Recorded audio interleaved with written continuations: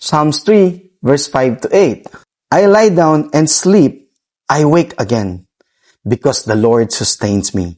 I will not fear, though 10,000 assails me on every side. Arise, Lord, deliver me, my God. Strike all my enemies on the jaw, break the teeth of the wicked. From the Lord comes deliverance. May your blessing be on your people. Napakaganda pong verse ulit na ating pong tinutuloy.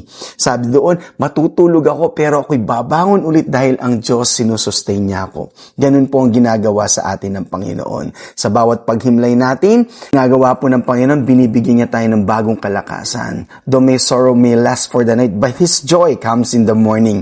And I will not fear. Totoo naman po yun kapag alam natin na kasama natin ang Panginoon.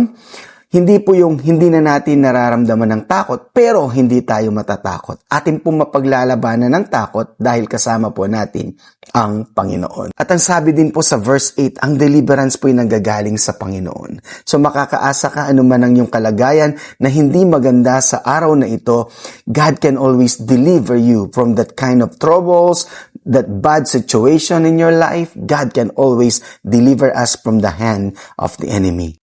And the blessing of the Lord will be in His people. So sa araw na ito, kapatid, if you declare with your mouth and believe in your heart that Jesus is Lord sa iyong buhay, then you can expect that the blessing be upon you today.